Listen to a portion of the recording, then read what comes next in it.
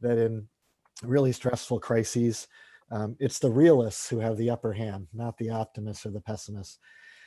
I think that's because this is an endurance test. You know, a lot of us are fatigued. I've had a lot of conversations with my team at MDF, had a lot of conversations with my board members who represent some of the largest organizations in Maine, many of them doing business out of state as well as here. And, you know, the adaptation that we all went through and the steps that we had to take to first, like any crisis, check on our own well-being, put our own mask on first, and then try to ask how we could help others, and to keep, you know, some sense of our regular jobs, our regular burdens, our regular family obligations going at the same time that we were all adapting and doing things, new things in new ways. It's draining. And I've heard that a lot from everyone that we work with across the state, in organizations large and small. And so, you know, you have to make sure that you continue to look out for your well-being in times like these. But at the same time, you know, I'm still full of confidence and faith and inspiration that what we're doing at MDF and what you all are doing with Realize Maine is more important than ever. We went through a period where about 100,000 Mainers were out of work. Tens of thousands of them still are. And yet in the middle of that, we still had a talent gap in so many of our critical businesses and industries where, you know, we haven't supported Mainers to reach the level of skill and personal development that would equip them for the higher skill, higher tech jobs that are still there. So talent in our state is more important than ever. When we come through the other side of this economic disruption, you know, the need to nurture the talent we have and convince talent that isn't here, that could be anywhere in the world, that Maine is the right place for them, more crucial than ever. And that's what Realize Maine is all about. I think, again, from the beginning, this idea that you can't convince anyone else to move here and make a viable career path here, a sustainable career path here in Maine, if we can't do it for the people that are already here, the people that either were committed to staying, or the people that fought really hard to boomerang back here after college or after the early part of your career. If we can't make it work for us, how can we send the message that it can work for everyone else? So that two-track idea of really being a powerful support network for each other, and through that being a powerful magnet for others to make the same choice, you know, that remains really important. Within a few weeks of the depth of the crisis in March and April, when hospitals were still modeling how bad this could get and how many parking lot facilities would need to be open to deal with the surge, and regrettably, we're looking at another wave of that right as we speak, as you know. I was talking to some of our friends at Northern Light Healthcare, and they said a couple of things that struck me. One is they said, we've done more on telehealth in 2 weeks than we did in 2 years before the pressure of this crisis. And some of that innovation is going to stick and has to stick, and you know, will enable us to do things very differently as a state moving forward, of course. And that's true in a lot of virtual work and the emphasis and pressure on connectivity. And the second thing that those two leaders from Northern Light Health said was, is there a silver lining in this in terms of Maine being able to attract talent because of our relative safety and our relative quality of life and quality of place? And so, you know, even in the midst of planning for the very worst, they were already thinking, what's the silver lining as leaders? And that really struck me, because I wasn't dealing with anything nearly as bad, you know, professionally and personally as they were. And they had that sense that, you know, in crisis, there's sometimes unexpected opportunity and positives as well. And we've seen that. One of the women that we work with a lot, who lives in Rangeley, I think she reported that they had 28 new school children in the tiny little Rangeley school system of folks that decided to make Maine their permanent home, at least for the time being, instead of their seasonal place. And so we're seeing, really unexpected things where we've got record home sales, we've got rising real estate prices, which isn't good, by the way. If you're one of those people looking right now, I get it. It's a double-edged sword. And we've got record sales of building materials. I can just tell you there's probably never been a recession in Maine history where housing prices and building materials went up instead of down. So this thing with quality of place here is bearing fruit. And the question is, how can we make that stick to the advantage of all parts of Maine? Realize Maine network locally is a critical part of that. Finally, I wanted to share a few thoughts that I heard a couple weeks ago from a guy named Dave Rue. If you haven't heard of Dave Rue, he's a Lewiston native. He's a technology billionaire, literally. He was immediately the former board chair of Jackson Lab down in Bar Harbor. He works with a lot of the largest tech companies in the US and the world on how to take their mature businesses to the next level. So we're not talking about startups, we're talking about multi-billion-dollar enterprises. How do they get even better at what they do, and how do they look over the horizon? So he's got an impressive perspective, and he's committed to Maine. He invested $100 million in bringing the Rue Institute to Portland to work on things like AI and life sciences, and to have fellows and incubators in that affect the whole state. So neat guy. And he was observing a few things. On the one hand, as daunting as it can sound to move the needle in Maine, he was saying there's only about 140,000 jobs in Maine that are what they call traded sector jobs, jobs that are dependent on exporting goods and services. And I think services is a key part of that. I think about your company, Matt. MMG exports, insurance services across a huge swath of the country. Exporting those goods and services across the world, there's only about 140,000 of those traded jobs. And he said, so a 10% lift in those is only 14,000. We're not talking about millions or tens of millions. And he also observed, in terms of scale, that the whole economy of Maine is about $50 billion, which he pointed out is about the size of, a single large multinational company. In other words, the kind of entity that he's used to dealing with every single day. So in terms of scale, who we are in terms of size and what kind of lift we have to get to take our state to the next level is very doable, was Dave Rue's point. The other thing that two things that he talked about that I thought were interesting. He said, look, in order to succeed, we're really going to have to stand for something and focus on something. And if we do, there'll be outrage.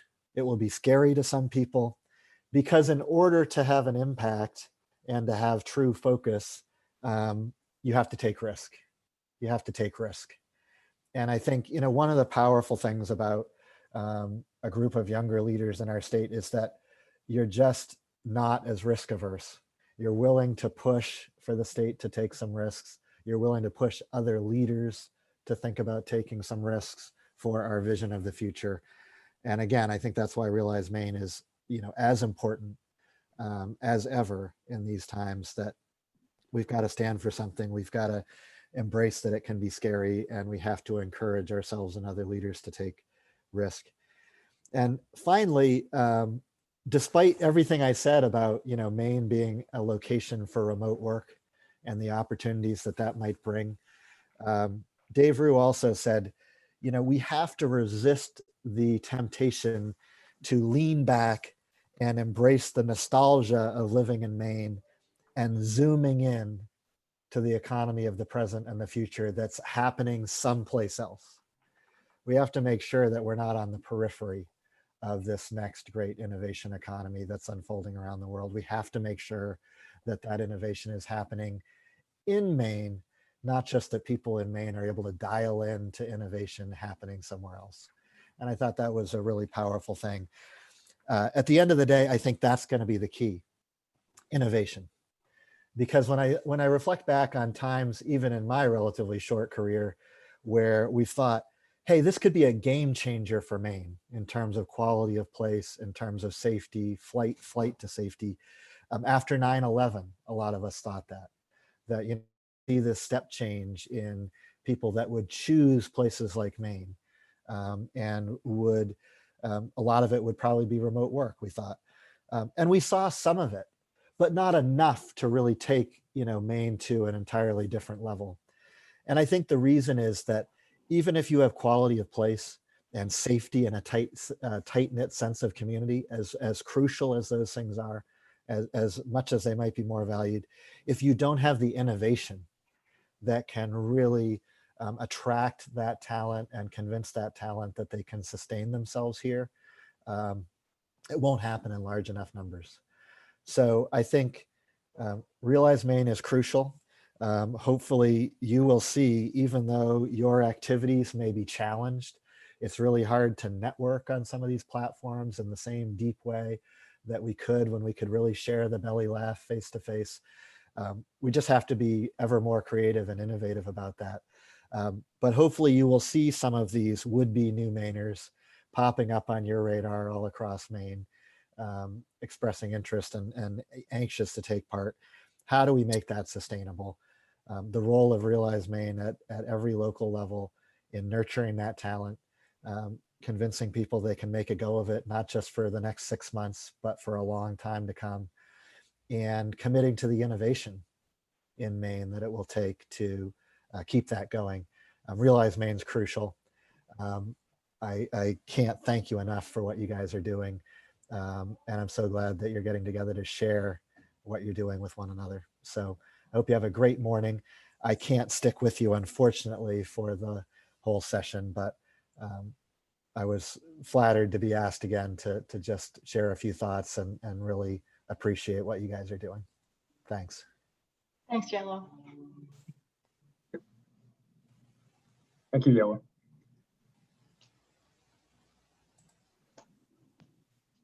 Okay, so now, before we get into the group presentations, the next thing on the agenda is our main speaker for today, and I'll let Sam Smith-Alberta from KV Connect go ahead and introduce our speaker. Great, thanks, Matt. So our speaker today is Nate Town, and if you haven't had a chance to listen to him speak and present on your personal brand and marketing, you're in for a treat today. So Nate is an integrated marketing, communications, and public relations professional with more than 20 years of experience in analyzing, developing, and championing brands worldwide, including AT&T, Kraft Foods, Hasbro, and Hannaford. In an arts and entertainment and news columnist, reformed blogger, Nate understands the key to building a successful brand and is understanding your audience. In these challenging times when it's more difficult than ever to connect meaningfully with your audience in person, how do you make sure your personal and professional brand is clearly presented and represented to assist you in your future goals? When not assisting others wrangling brands big and small, he works on wrangling his own brand as the co-founder of Christopher Hastings Confections, which is located in downtown Waterville. And I'll just do a little plug. We're obsessed with Christopher Hastings. And if they do online orders, so you guys can all go visit their website and order some really great chocolates. So I'll hand it over to you, Nate.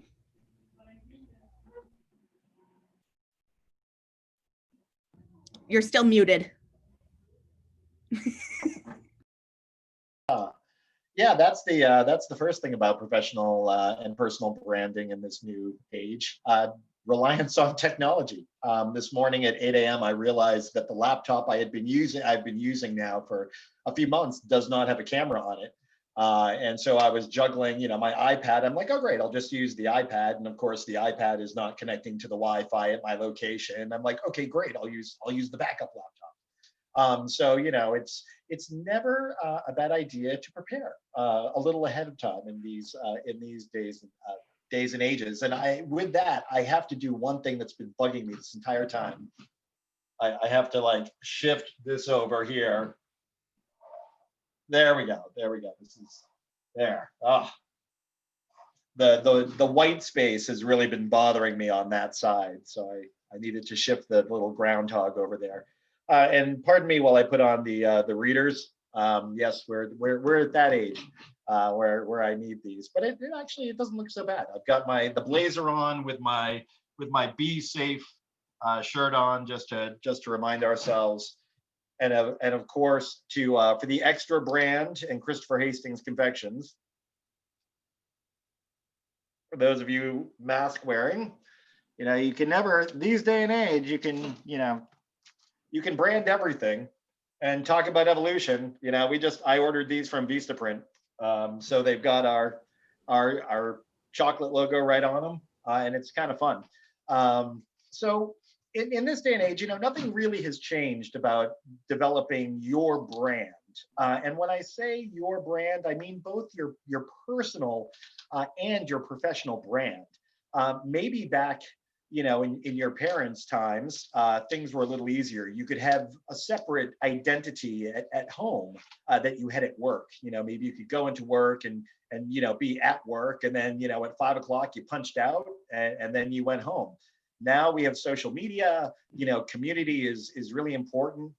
So your personal brand really morphs into your professional brand. It's just one aspect of that. So at the end of the day, your brand is who you are, and that's super important. I mean, that's like core essence of you.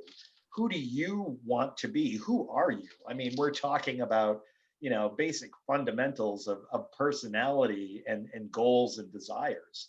So it's really important, I think, I've seen that the most powerful personal brands out there in communities and professions. I think Yellow Light Breen is a great example, not only having an amazing name to brand, but he's really got a personality and a focus that you know what you're getting, whether your business or just chatting with Yellow for lunch.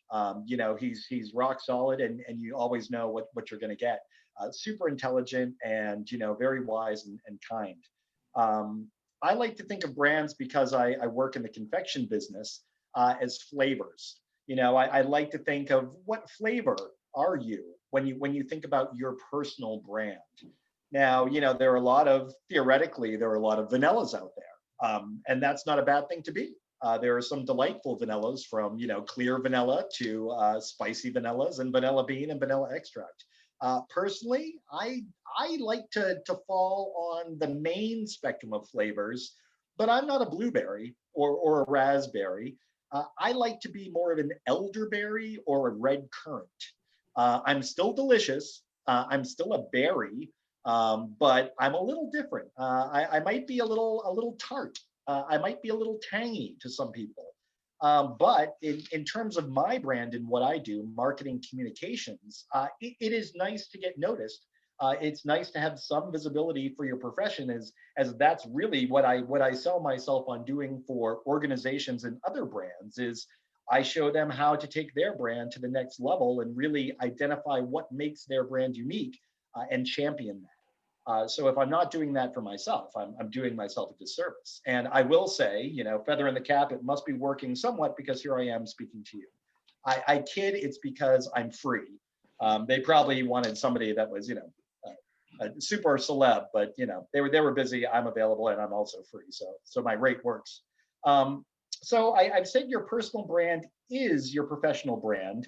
Part of it, if any of you have watched The Voice, the reality competition, I think that's a great example of, if there are judges that are looking to hear a certain kind of voice. And I watch The Voice, and there are some singers that I think are amazing. They've got incredible voices, but they don't get a chair turn because their voice sounds a lot like other voices that have been heard. And these judges want to win, so they're looking for that unique voice. Your professional brand and your personal brand are like that. You need to have a voice. You need to have your flavor, so to speak, and it needs to be consistent. So, in reflection about you and your goals and what you want to be when you grow up, because your brand is always going to evolve, like every brand. but you're not going to lose anything. Now think about Coca-Cola, for example. There's a brand that has some permanence.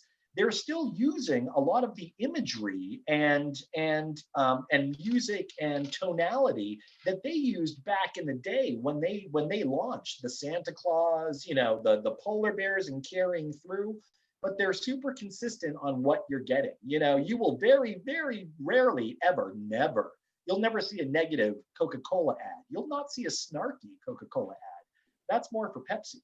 Coca-Cola knows exactly what they're giving you, but they've evolved over the years, so they're still relevant. And that's what you've got to do. The other thing is Coca-Cola, if you get a Coca-Cola at a store, or if you get it at a fountain soda at a restaurant or takeout, it's pretty much consistent. You're going to get the same taste. You've got to be consistent with your brand personally and professionally through whatever mediums you're communicating. And let me tell you, being a communicator in the marketing field, I look at emails quite a bit.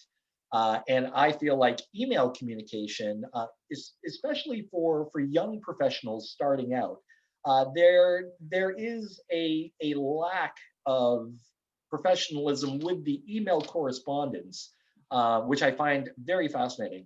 Older folks, older professionals like myself, we rely on written communication quite a bit. I think we look into written communication and what people write.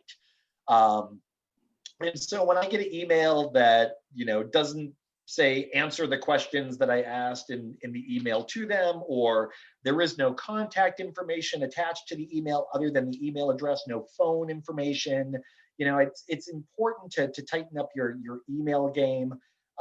Your voicemail phone game, same thing. You want your voicemail to be as professional as your email signature. When you're texting, if you text for work, very professional. And written, handwritten letters. They still exist. I do quite a bit of handwritten letters, personally and professionally, and they carry your brand as well. And that jumps right into the big, of course, the big one, which is social media. And I think that is the number one brand definer in this day and age, because it's nearly impossible to escape. Very few of us do not have some kind of ties to social media. Facebook, of course, is one of the main ones, but LinkedIn, certainly professionals, is another. So when you're looking at your entire kind of palette for your brand, social media is one of the most important things to look at. And when that comes down to your brand, it's all about your audience, what you're looking for. Personally, in your personal brand, you might not necessarily have an audience you play to, though your audience is probably the community you live in. Professionally, your audience is those that you are trying to interact with on a business-to-business basis, whether that be for achieving your current goals at your current work or future goals. And so knowing that audience that you play to is important. Right now, that's very interesting. My personal example of knowing the audience is ever-changing. When I started out back, in the early 90s with my communication degree, I started off in internal communications, writing communications about mutual funds. For little inserts that you would get in like your shareholder statements when you had mutual funds with a certain group. And so back then I was very much at the beginning of my career, and I was very much, it was a large company with global offices. There was a lot of opportunity. So I had a very buttoned up professional game. This was in Boston at a time where suit and ties were the norm. I made sure that I looked and dressed the part of where I wanted to go in that organization. I always wore a crisp shirt with a tie and a vest because I couldn't afford a suit at that time. I had a lot of wool hand-me-downs from my father, but luckily we were the same size, so that worked. But over the times, that was when I was very young and starting communications. I went to graduate school because I wanted to really up my craft. And that is when I started developing my personal brand for marketing and public relations, which I really started to enjoy. I also started working in niche markets at that time, pitching my freelance work to different audiences, specifically the LBGT community, which at that time there was quite a big surge in marketing around that industry. And so when I was pitching that kind of work, I had a very certain brand in terms of professional and work that I would pitch them, versus my other freelance work, which I was working for publishers like Chief Information Officer Magazine, Chief Marketing Officer Magazine, very different audiences. I would have to play different roles as a freelancer. Now with work at Christopher Hastings Confections, it's a very different kind of branding that I do for that company. It's basically trying to show very attractive pictures of food, delicious food, trying to make people smile, and just trying to stay at their top of mind awareness for our customers. So when a gifting occasion comes through, they know to think of us. And we really get a lot of attention when we post attractive pictures of food. So that's really what we do a lot of on Christopher Hastings Confections. Now that, of course, it is the pandemic times and COVID, we're doing a lot more videos. My husband, who co-owns the business with me, is not a fan of social media videos. So, we kind of had those locked down before, but now that we're basically, our retail shop is closed and we're doing online orders only, I found it is necessary to show people more of the inside of what is going on in a local business, to differentiate ourselves from the the online competition, which is huge. I mean, we're talking Amazon, we're talking pretty much Gold Belly. Anybody can order food pretty much anytime these days. So letting people, trying to connect with people for the brand in a way that attracts them to our very local business is something we're prioritizing, especially during this time of the year. Now, the other side of these things in the pandemic, as Yellow mentioned, and as we all know, things are always changing. I used to work for a local nonprofit, and that focused my brand very much on the Waterville, downtown Waterville and Waterville community. Since pandemic and workforce reductions and being laid off there, that's no longer as significant part of my brand as it used to be. Especially as I see myself transitioning to more of a virtual work environment. These day and ages, desk jobs are fewer and harder to find. Virtual jobs work with my freelance style. So I am now finding that my personal and professional brand, I basically have to tweak it. I have to go on to LinkedIn and make sure folks know that now, I'm not working for the organization I did before. Now I'm very much into contract work and helping you discover what makes your brand special and championing your brand. I basically have to change the way I talk about myself in my professional sphere to position me for the future of where I want to be. And I think that's exciting. I think it's very exciting for folks to be able to adapt their brand as they face professional and personal challenges, because that will happen. No matter where you're going, there's always going to be some sort of curveball. And I think that's where your personal brand will guide you. That will show you where you're going to go. And your professional brand needs to follow based on the audience itself. And I talked a little about this before. And I think this is especially important for a group like this, young professionals group. Obviously, you're invested in your community. Whether it be a community of young professionals, you're trying to really hone what you're doing for your work, or you're really just involved in your community in general, and you see this as a way to just get more involved. Community brands are personal brands these days, and I think that's something I realized much more when I started working for Waterville Creates about 4 years ago.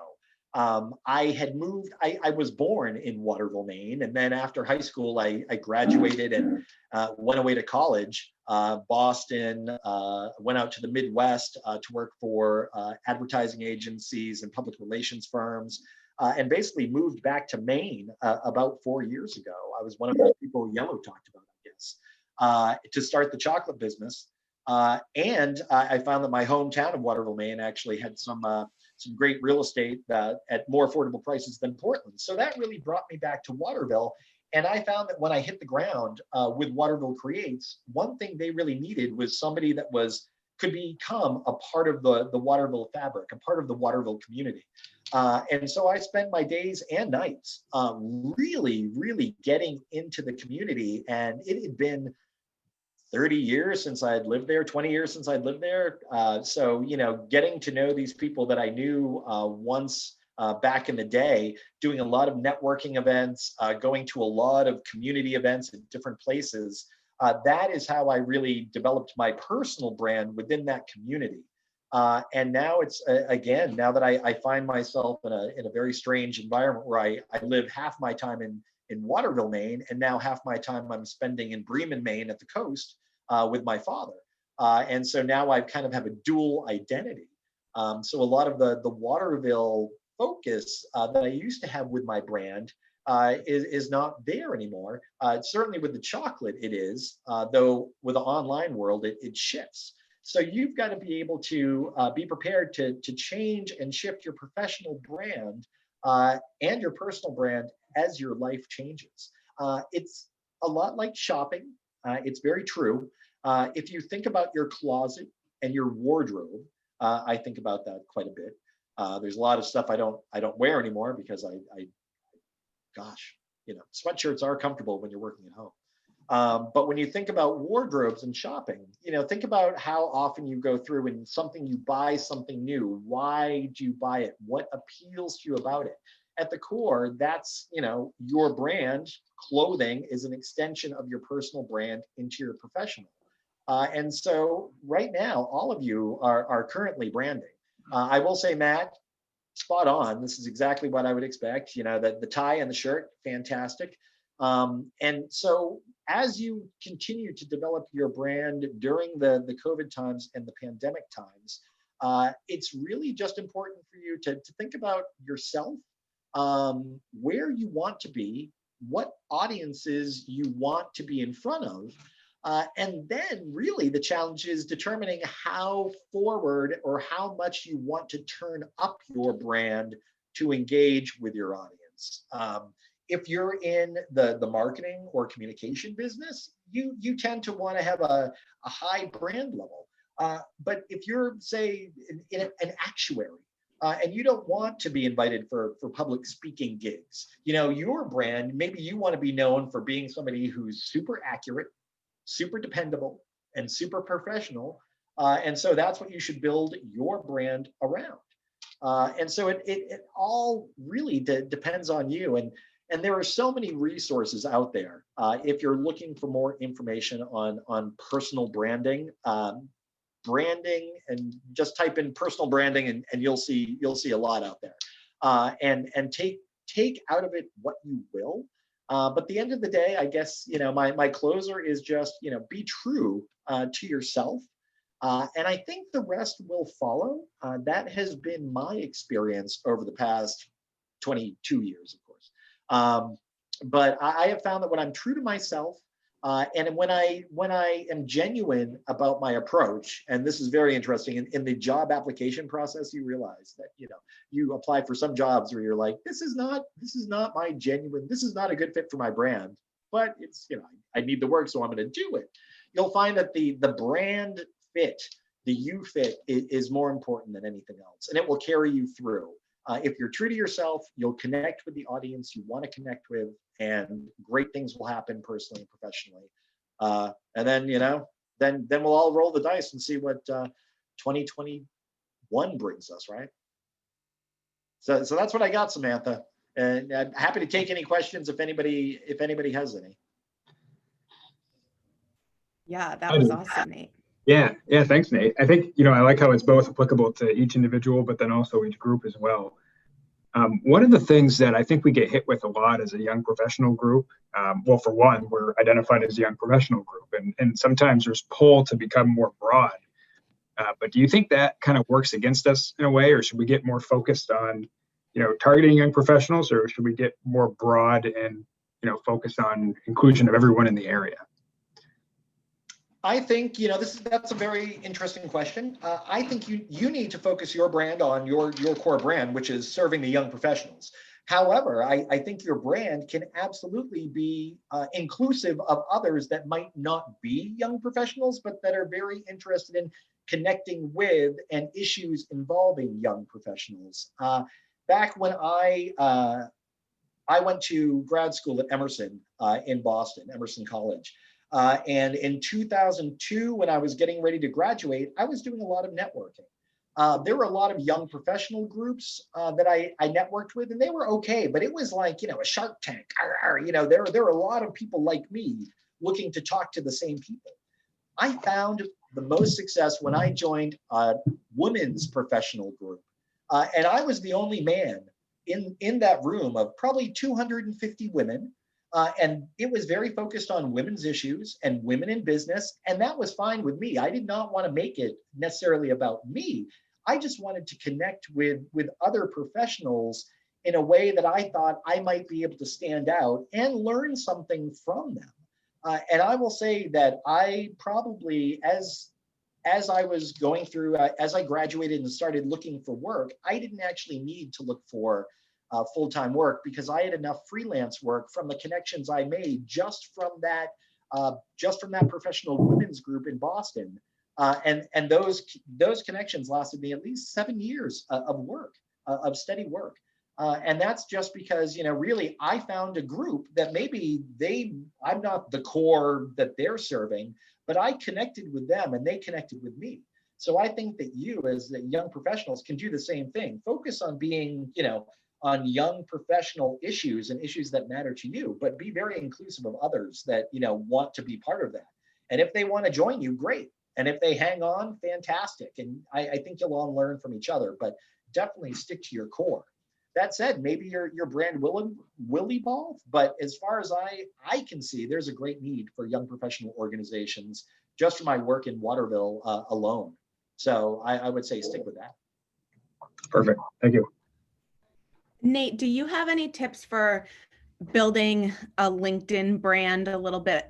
I find that that's the one social media that I kind of struggle with, finding content to post on it and etc. But I know it's really important both for marketing the business that I work for and myself. But it's like, it's so easy to put up a picture on Facebook and make it silly, but like, that's not the LinkedIn kind of brand. So yeah, LinkedIn is a funny one. I find you're more active on LinkedIn when you're actually looking for work. I think the important thing on LinkedIn is connecting with people. Making sure that if you know a professional on LinkedIn that you know on the young professional group, that you're connected in that way. Making sure your members have LinkedIn profiles, very important. Of course, keeping it up to date, having a photo, a professional photo, very important. That said, unless you're looking to be an expert, a subject matter expert in a field, I don't find it necessary to do a lot of the sharing, a lot of the commenting and posting on LinkedIn. I understand what LinkedIn is trying to do. They're trying to be more engaging, like a Facebook.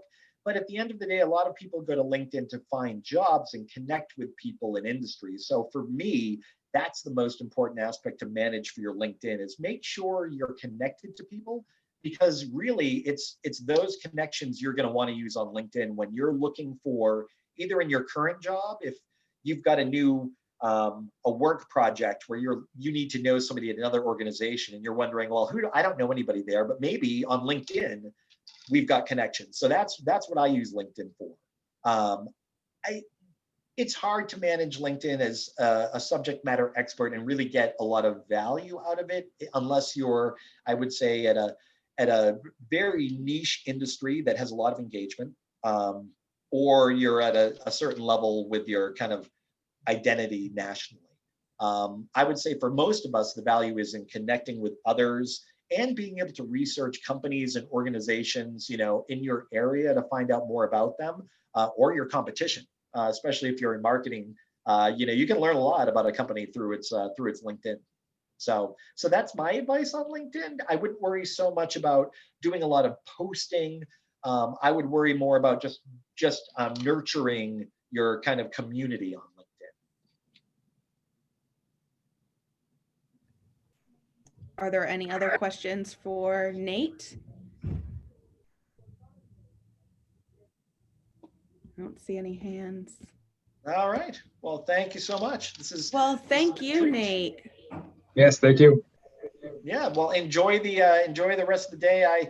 I do have to go. I have to tend to some meringues.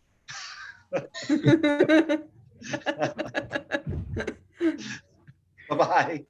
Bye. Okay, Thank good you, night. Nate.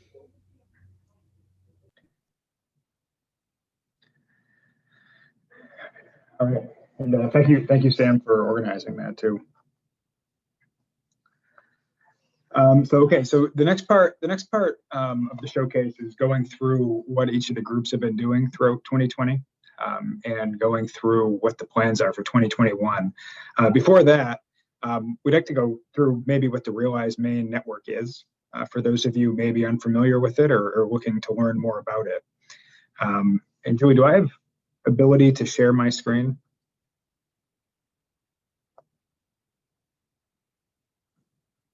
I think so. At the bottom, Yeah, I just wanted to make sure I had it up first before I attempted it. Okay, so does everybody see the PowerPoint? Yep. Excellent. It's not showing. What wonderful. Okay. This is the new, this is 2020. Okay. It's not showing at all, is it? It was in the beginning, but not now. Okay. You could try it one more time. It said you were at the end of it for some reason up at the And maybe top. scroll up. Looks like you needed to restart your slideshow.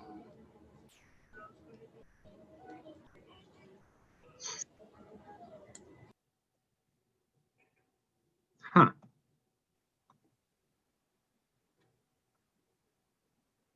It's You not might letting me actually- do it at all. You might want to share your entire screen. Sometimes if you're doing a PowerPoint, it goes into PowerPoint mode and you only select Just it go. for each individual.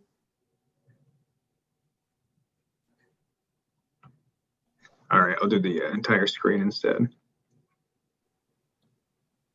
Matt, we all feel your pain. This is Hey. happening to all of us. It's yes, and the tagline for 2020 so far is I think you're on mute. Yes, yes. We're Can you seeing see? it. Looks great. Yeah, it's not showing entirely. I think there's more than one group, but I'll do it for the talking points anyway.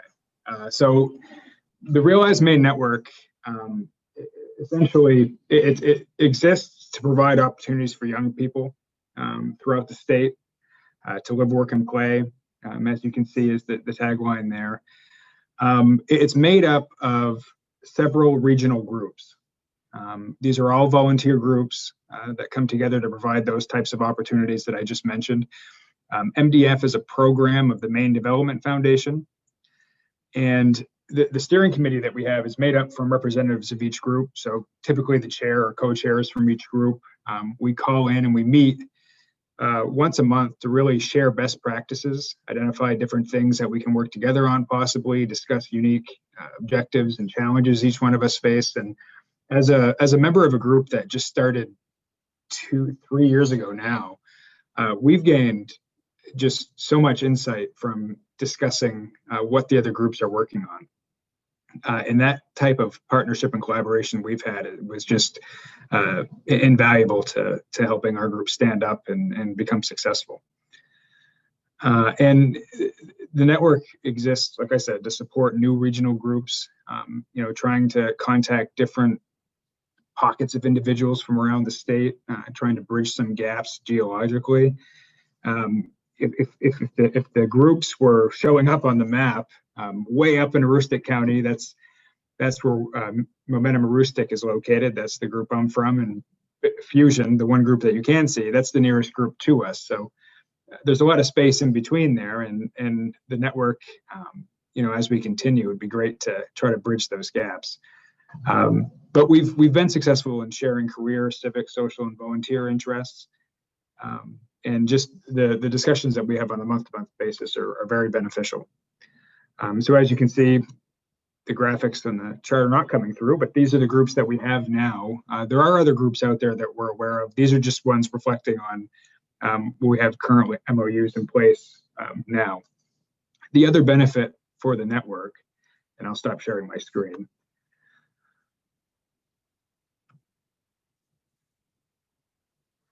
The other benefits for the network, we have grant opportunities in the name of, we have project grants, marketing grants, collaboration type grants that incentivize work with each other or other kind of like-minded groups in your each group's respective areas to try to carry out, what the underlying mission of the Realize Maine Network is, and that's to promote Maine and the opportunities for young professionals that exist. And there are some leadership programs as well. Julie, did you want to speak on those that MDF offers? Sure. Thanks, Matt. And Jan Kierce is on the call as well. If you are interested in what I'm about to say, she would be a great person to connect with. Every year, MDF runs a Leadership Maine and an Institute for Civic Leadership programs. This year, because of COVID and the inability to get together as a class, because that's really part of the strength of those two programs is coming together and building connections with the others in your program and traveling around the state and learning about businesses and communities around Maine. But because we can't do that, we've postponed this year's classes. We'll start up again next fall, hopefully. Meantime, we've created a program called Lead Now, and we've got 4 series in place that will run through May or June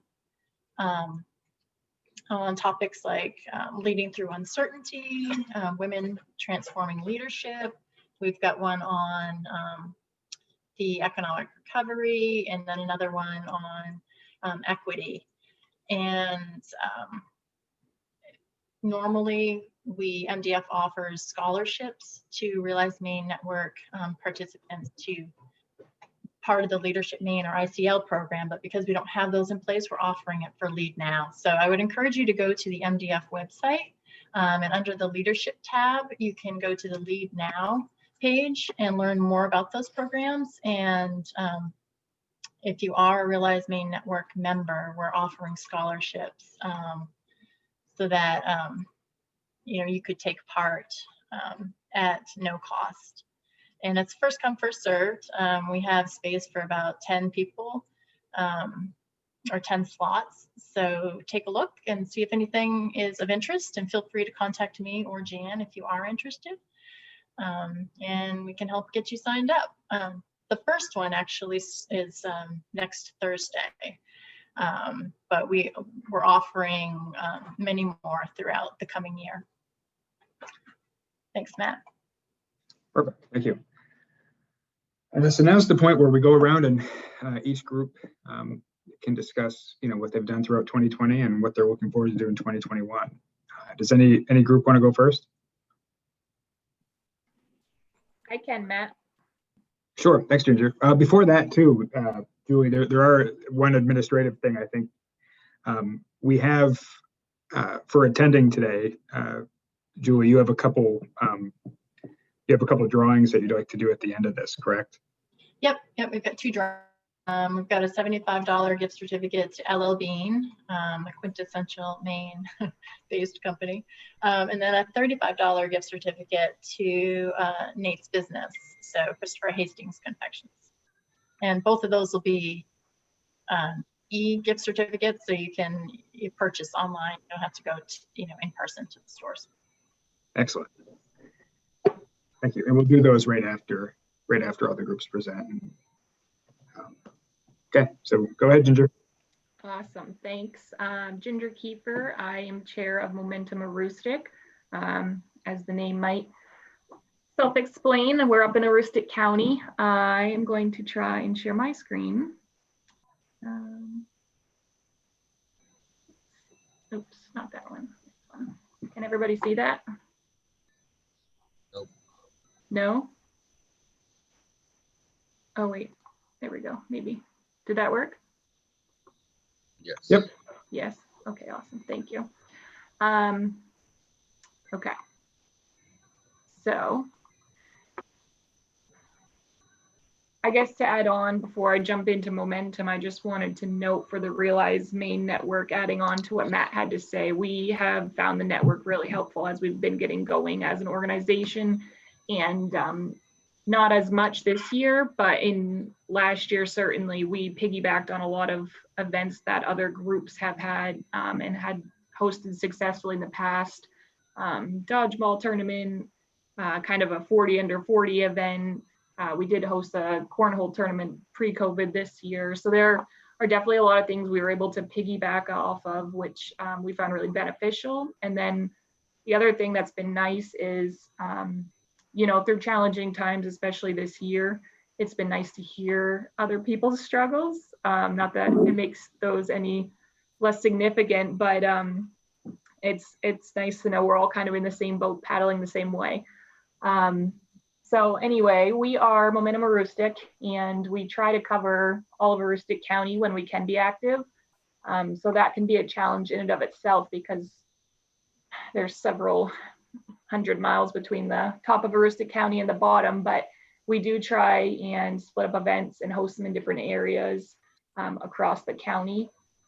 This was a picture from last year, our kind of 40 under 40 event.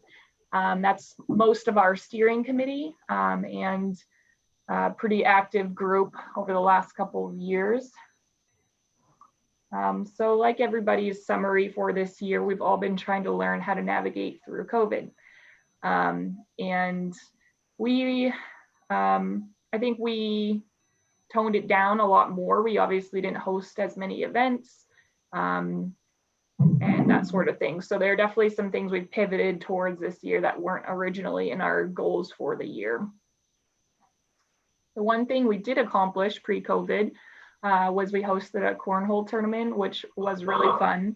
And we hosted at the end of January when everybody's kind of getting a little tired on winter. So it was perfect timing, and we had 70 plus people play. So for us, that was a huge win, and it actually ended up being a fundraiser. We were able to cover all our costs and also make a little money, which usually isn't the goal of our events. We typically try and host things that people can come to for free, or that we have giveaways and that sort of thing.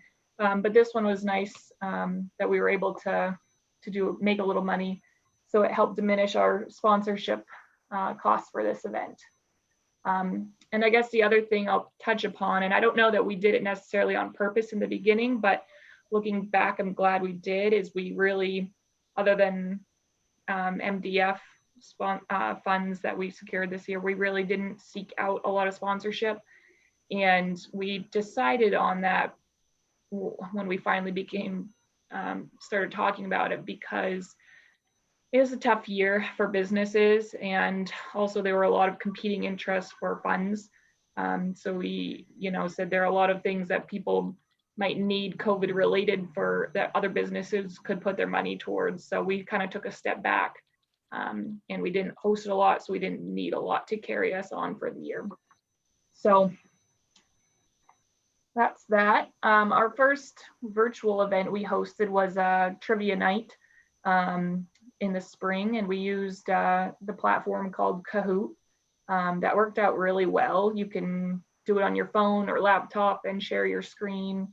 And so we had 15 join, I think, which we've found virtual events are hard. People, I think, get a little Zoom weary after a while. And also this took place kind of unfortunately on the first really nice night in Aroostook County. So we didn't have significant participation, but we still had some good participants, including a couple folks that used to live up here and have kind of moved down south. So we're happy to have that connection because there's potential they may boomerang. And then the other one that was noteworthy was there was a young mom that was able to join in because it was virtual, and she hasn't come to any events previously, so it was kind of nice that she was able to, because she didn't have to worry about getting a babysitter and all that. So there were a few nice takeaways on that front. The next virtual event we hosted was another trivia night, and we did kind of do in partnership with a local business where we put together some kind of drink main packages for those 21 plus. At a local business, they helped us package 5 or 6 different types of Maine made ciders, wines, beers that people could go in and buy as kind of in partnership with this. So trying to give kind of that experience for people. And that went pretty well. We had, I think it was probably around 25 or 30 attend that. And it was in partnership with the University of Maine at Presque Isles Homecoming. They did their homecoming all virtually, so they reached out to us, and we have a pretty good working relationship with the university. We do an educational partnership, which I can touch upon later, but through that, we try and connect with them at various points throughout the year to connect with their soon-to-be young professionals. A lot of the people that come to the universities are local, but there are some that are either local and planning to move away after graduating, and also some that have moved here specific for school. And so if we can connect them to the community now, we find that's really important to keeping them after graduation. So another thing we did do was, the job action day. That wasn't a huge lift for us, but we had several members videotape themselves on Zoom and send it in for their kind of virtual job action day, which they just asked, us young professionals who have been at it for a few years in the workforce to kind of speak to their experience getting going right out of college. So it's just another point of contact for us with the students. So on top of COVID happening this year, our biggest point of communication with people is Facebook, and our page got hacked by Vietnam. So I don't know. We don't know why or how, but it did, and we don't have ownership of it anymore. So we had to create a new one. And if you don't know, when this is all volunteer, sometimes these things are just no fun at all. But anyhow, we did create a new Facebook page, and one way we thought of to continue to grow our followership was to do a few giveaway posts. We found some other businesses have done those and around here, and people love them. So we did that. Actually, we just started this week, and we're going to do 2 more this year. But less than 24 hours in, it had 132 shares, and our page is just blowing up. So I raised it because I know we all can have challenges of gaining followership, and this was a good way we could support local businesses by buying from them, and then also boosting, our followership. So it's gone really, really well. I was actually very surprised. So give away Yetis and free things, and people will love it. But we did it in that if you like our page, share the post, all those different things, then that would enter you to win. So you can go check out the post if you're interested in repeating that. I won't touch upon it too much, but we did do the educational partnerships I mentioned earlier. We have been working on those. Last year, we really established them, and this year we're trying to start promoting them. And I think that'll be a focus for next year as well. And the goal is obviously for the young professionals already engaged to be able to participate with this, but also to hopefully attract more college students as well, because they can take advantage of this while they're in school. So we've done it with University of Maine at Presque Isle, Husson, University of Maine's MBA program, and they all are offering like a 10 or 12% discount on tuition. So it's not insignificant. And basically the barrier of entry for that is to be active on our steering committee. So, or subcommittees, which we have not really been active this year because of COVID. But the whole idea is to just continuously have membership added and engage with the young professionals. Sadly, we have had to postpone Magnetize Maine. That was something we've been working on the previous year and obviously into 2020, and made that tough call this spring. We haven't set a date for 2021 yet. Been trying to kind of feel out what things are going to look like at that point. I'd say we're going to need to be flexible on whether it's going to be hosted in person versus virtually, but the goal is definitely in person because they're, selfishly for us, we really want to have people coming up to Aroostook County to experience that region, which you may not otherwise have visited. I can send along my slides, but this just has Uplift LA posted the previous one and they did a fantastic video.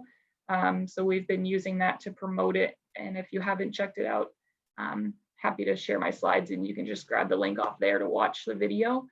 But I think we're just going to carry over what we've already kind of worked on thus far for next year. So it's really going to be centered around Maine's bicentennial in the Dear Go I Lead theme, and as young professionals positioning for leadership positions kind of early on in your career.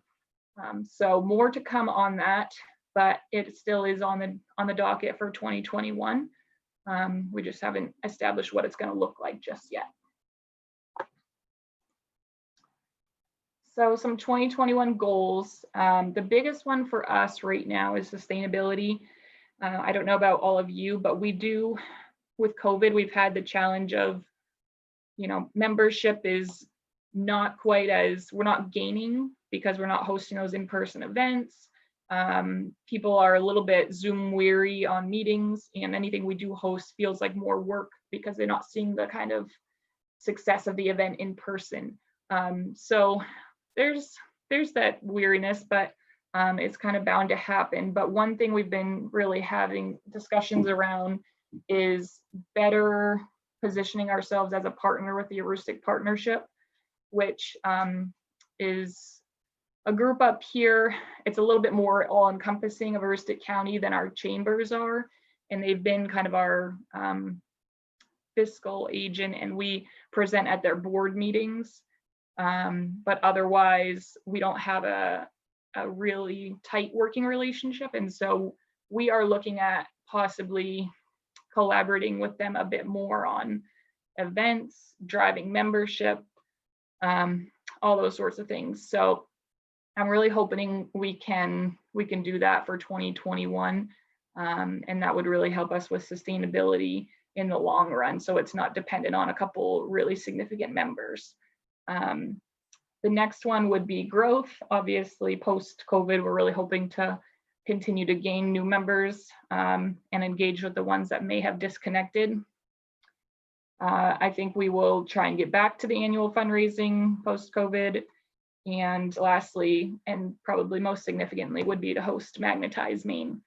So that's kind of our year in review and looking ahead. And then my contact information. So again, I'm happy I can share this in the comments, I think, the link to it. But does anybody have any questions? Yeah, Ginger, this is Peter from Synergy. I had a question around your trivia nights. It sounded like you guys, you said, was it Kahoot that you use for a system or a software program? Yes. How did that work out for you? Because I've been looking around and I haven't found anything that seems to be that successful. So we really like Kahoot. We are fortunate to have some members of like the university that work at the universities on our board, and I think they have free access. Any educational people have free access to it through that. Okay. And then the one thing about it is I would suggest doing kind of a couple trial runs. It's simple once you know, but it's helpful to have two screens when you play. Okay. One to see the question, and I think there's one part that's shared via Zoom, and then there's one part where you answer, and I think that you can do that on your phone. So we found it's helpful to put it right out there of, you know, you'll need 2 devices, but just join on and then we'll tell you how to play so that people aren't kind of nervous that they don't know how to join. But it's pretty simple once you get the hang of it. And I think we might even be able to share our Kahoot game that we designed, because we did it all. I think the first one we really geared it around, we did a bunch of categories. We did Maine trivia, Aroostook County, Maine beer, Maine geography, different like mostly Maine based things. But yeah, it's really fun, and that platform is super easy to use. And if you want to design your own, you can. That's what we did. So Awesome. If it's cool with you, I'll shoot you an email with my contact information. That way we can connect at some point. Sounds great. Thank you.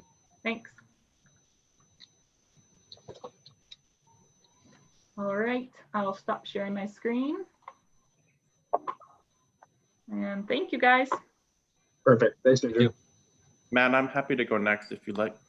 Sure. Go right on ahead, Matt. You should have the there too. Yep. Okay. Everyone can see that okay? So I'm Matthew Shaw with Uplift LA, serve as the committee. We are a standing committee of our local chamber, the Lewiston Auburn Metropolitan Chamber of Commerce. So this year was, even though during COVID it started off as a year of growth and transition, I became the chair for this year. We did a soft rebrand to match more and align with our Chamber of Commerce. And we had a new president and CEO with our chamber as well, starting her official first year as president and CEO of the chamber. Like Momentum Aroostook, we also had a security attack. Our website was attacked. So we found out the day that we were launching out our 40 under 40 nominations that we had to quickly put a pause on it and build a brand new website. Luckily, the person that hosts it for us is a great partner of ours in the chamber and was able to make it look almost exactly the same with like a 2-week turnaround. So he was great to us. While our committee group remained small, it was pretty much of a core group. We hosted some events, went through an actual budgeting process this year. And then I'm going to talk a little bit more about our 40 under 40 program. So when I talk about our rebranding, so we used to, people called it a Halloween theme. We had the black, red, and yellow, and we went with off of our color palette of our local chamber. So that way there, when we're doing events together, we can kind of match and look as if we're unison rather than being apart. I mean, we had some really positive, great feedback. We splashed it out in the middle of the year after we did some stuff with 40 under 40 and had a really great reaction to it. And it was helpful to continue to harmonize ourselves with our chamber and not make us look like a separate organization. So it really worked out well in our favor, and the colors are a lot softer. People like them. So talking about our new website. So as we had our chamber's annual dinner last year, which is a 500 person event when it's in person, we launched out nominations, and overnight we found out that our website was hacked and it was redirecting people to go to a lottery website, and it had continuous hacks through multiple days as we were trying to get it rebuilt. So with our new website, there's some faster speeds. We have a widget that builds into the chamber's chamber master, so it automatically pulls over events without us manually having to update them. There's some automation that was built on for the 40 under 40 nomination process that we slightly use this year, but we will be using more next year. That there's a lot of manual touches that were happening in the past, and now this year will actually submit to the person being nominated, ask them to accept it and approve it, and then it will automatically generate their photo page and their nomination page. So that's very exciting because it takes away some work for us.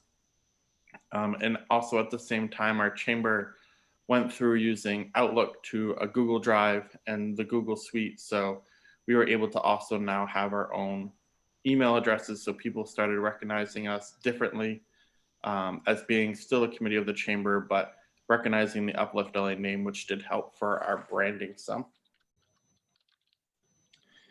Throughout the year, we hosted various different events. Our first in-person event was one that we were doing normally, was our Newcomers Night. We did it quarterly, and we held it at the pub at Baxter, which if nobody's been to, it's a beautiful pub in our Bates Mill that they renovated with Baxter Brewing. We had varying attendance through all of it. And then of course, we were only able to do one this year as COVID happened and no more in-person events. We then switched to a couple virtuals where we did a Tuesday takeout where we did a Zoom connection over lunch, encouraged people to patronize our chamber members, grab lunch, and then come and chat. And then for those folks that have the kiddos at home or something like that, or they couldn't connect during the day, we did a social hour at nighttime, encouraging them to be responsible, grab a beverage on the way home. Here's a couple places, and then we connected and networked over Zoom. Both of them were okay in attendance, but we definitely wished for a lot more. It was just a core group of people, and we had some great conversations, but we decided to then focus on something else called Fun After 5, in which we partnered with our local brewery Side by Each, which is a community brewing company here in the Auburn area. And we did a local food, local places, where we ended up building and crafting an Uplift LA brew, in which we started with the whole process of doing it, what goes into brewing, the hops, the flavors, all those things, picking those pieces that build that with our group of people that were attending, as well as through Facebook, and then to the naming aspect of it. And then we launched it for a pickup when we did this year's 40 Under 40 event. And we hosted them both in person because the restrictions had lifted at that point. And then we also did them virtually as well. So Maddie, one of the owners of Side by Each, he's a very outgoing person. So he spoke about the whole process, talked about it, and it turned out to be a really great feature and a core group of people that are also coming to that. For our 40 Under 40, it was still a very successful 40 Under 40 for us. We, of course, started the year as planning to have a 250, 300, up to 500 person event. We were going to do it very differently this year, and even had it all planned out where we're using our local Franco Center that has an auditorium style, so it could hold up to 400 and 450 people in it. And then COVID hit, so we restructured it, doing it to a virtual event, and we still got really good support. As you can see on the screen, Bangor Savings Bank, our local hospice house, Muskegon Home Healthcare, Corporate Intelligence, Praxis, USA Mortgage, Dirigo, Brookfield, Community Credit Union, and the Maine Credit Union League. Those are just our sponsors. So with the MDF grant that we were able to repurpose, we had just over about $20,000 in sponsorship that we were able to collect. And we worked with a local company in regards to for virtual aspects of it.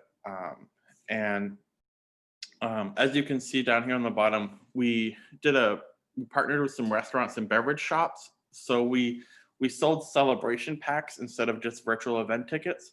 And inside of those celebration packs was a voucher to a restaurant and another voucher to a beverage, in which what it did is that the restaurants were listed on there as well as the beverage shops.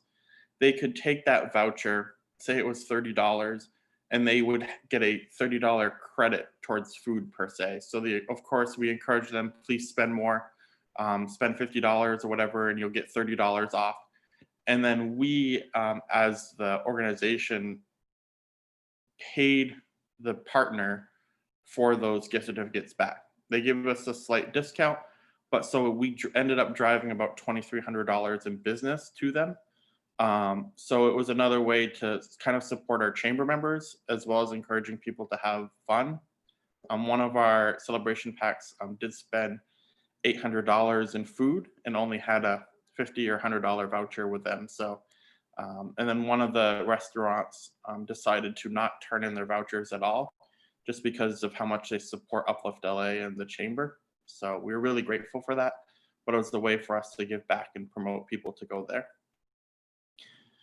We felt that it was important to have some kind of social wall. So we used a software called Everwall, which was super easy online.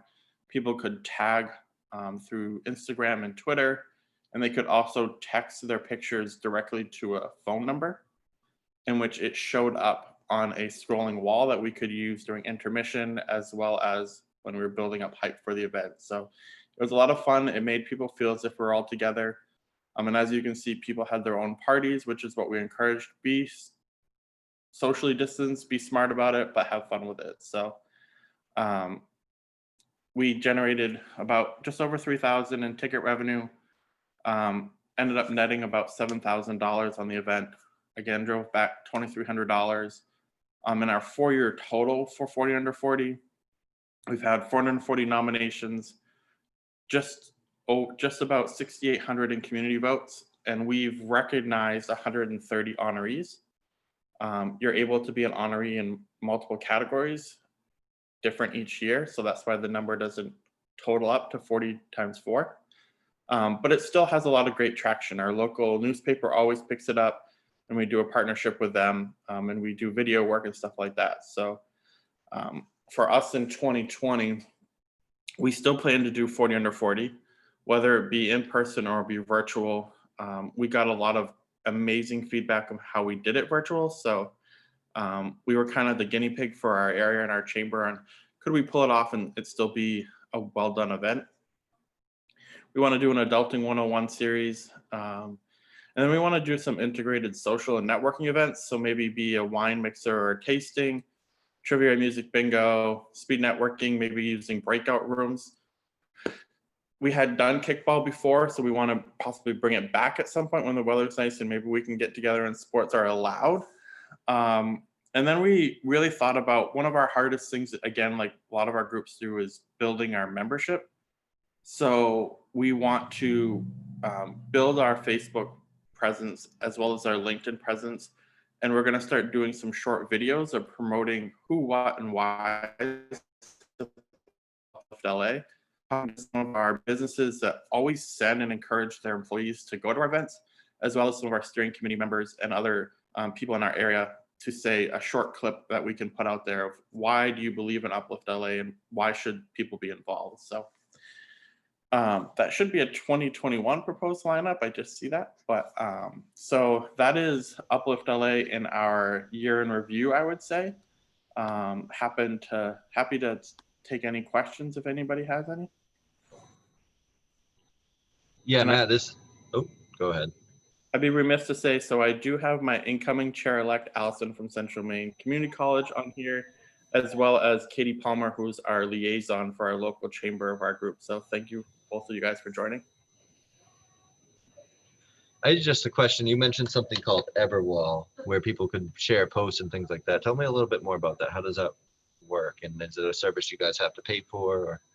So it is a paid service. I want to say it cost us $200 to $250. And it's, if you've ever heard of a social wall, so what it's doing is that it pulls the images as long as you have set things defined to it. But one of the things that we found really important was that you get a dedicated phone number that somebody can text and it will appear on the wall. And because of the age of the demographic for our 40 Under 40 event, not everybody was going to be posting to Instagram or to Facebook or Twitter. And we wanted them to still participate. So having that phone number was important to us. But it was a great feature. It was super easy to use. And if I can definitely send out a link, we have our video was done through YouTube Live. And you can see on there how we used Everwall as well. That'd be great. Thank you. You're welcome. I think one of the better parts about sorry, Matt, if I can just step in. One of the best parts about that is that I think it made everybody feel included. As simple as using the same hashtag when you did post, people were able to not only post and feel like they were contributing to the event, but then during the intermissions and before and after, when the wall, the social wall was actually streaming, I mean, you were seeing your pictures up on the wall. So I know, like for me, I had my family in my living room watching it with me, and my kids were like, look, mom's on the TV. And my parents, who aren't socially, social media savvy, were like, oh, that's really cool. How the heck did that happen? Like they don't. So it was really cool to kind of be able to see everybody get involved just simply by doing that. Awesome. Thank you. Matt, I really like the idea of the lunch networking. And was that virtual? Can you tell me a little bit more about that? So it was in the beginning. So we just set up a Zoom meeting and encouraged people to join when they could. We kind of did it. So I think it was like an hour and a half time span. So for those that were going to a lunch from 11 to 12, we started at 11:30, and I think we went to 1 o'clock. So it would kind of grab people, and we encourage people just to come and go, have them introduce themselves, what they did. If they were looking for support for anything like that, being sure to include it in there. We had a couple folks from the chamber that were there too, so they were able to connect with members if they needed to. Very informal, low barrier, and was really important to us as well.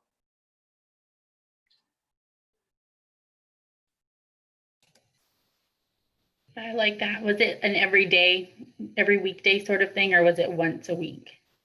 We had planned, I think, to do it for a couple months, but we only ended up doing it once.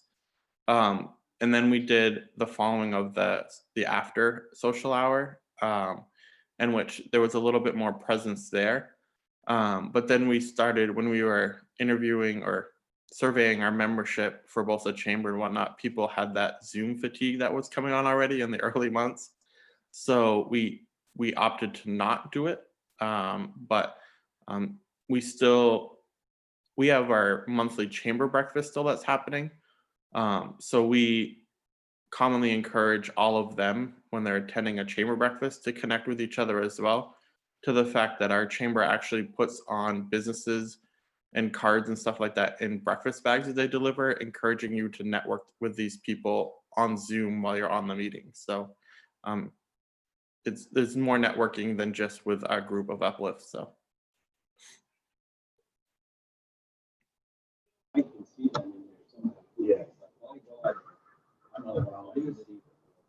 Okay, well, thanks a lot, Matt. I think that you guys are really doing some creative things to kind of adapt to the changing environment and the challenges 2020 has presented. So well done. Thanks, everybody. Thank you. Does anybody want to go next? We can go next. I'll be happy. Nope. I can go next, Matt, for Fusion. Sure. Yeah, go ahead. That's good. I'm just going to share my screen with you guys for a second.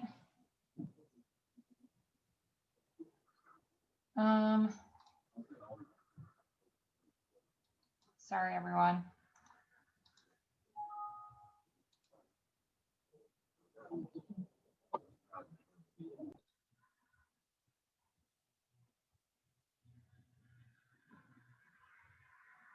Can you see what I have here? Yes.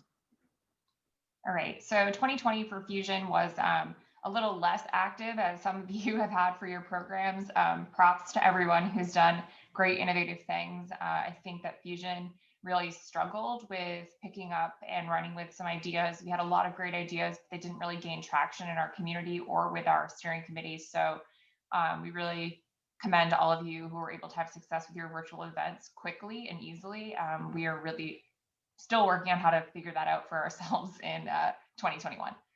So to recap, Fusion is made up of 4 subcommittees: marketing, sports, community, and events. And we currently have 15 steering committee members that represent a cross-section of our community. We have all of the folks listed here on our committee, and we're working really hard to continue to diversify and recruit across the university, nonprofit, arts, and business sectors in our community.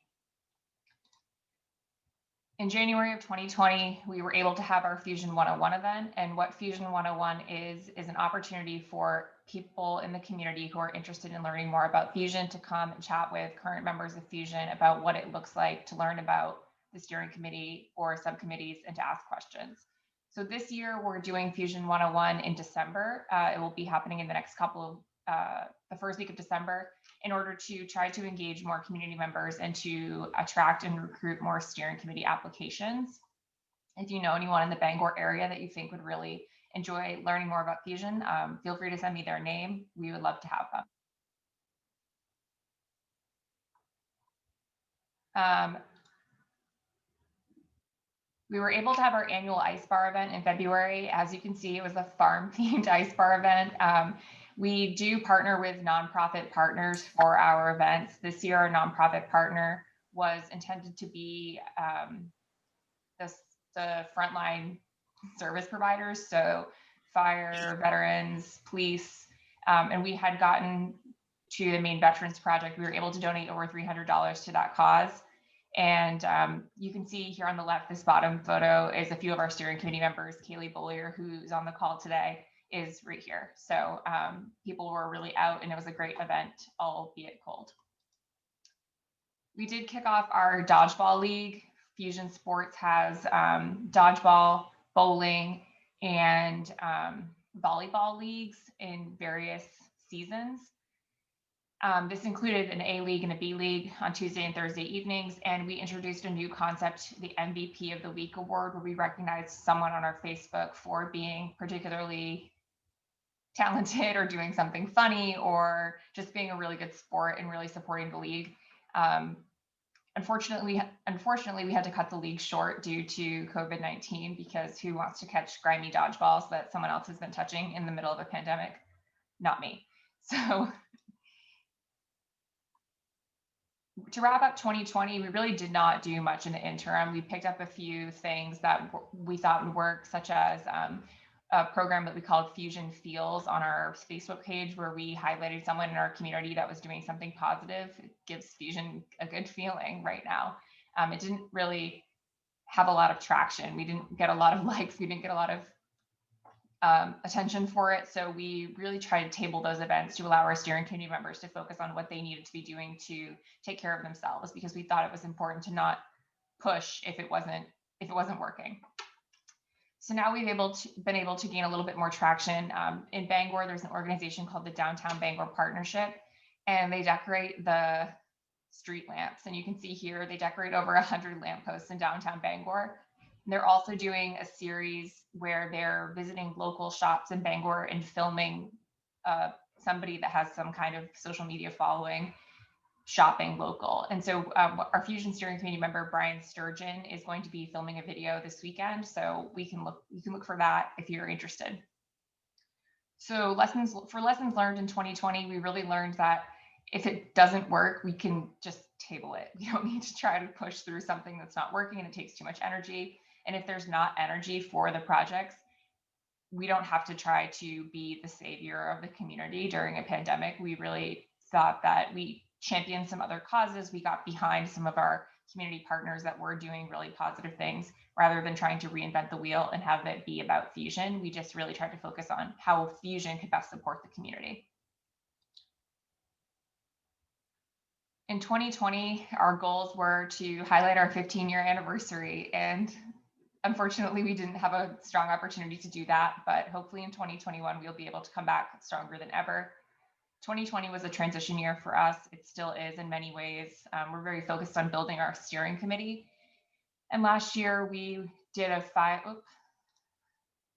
5K. We had proposed a 5K walk run, and we'll be looking at how to do that virtually in 2021.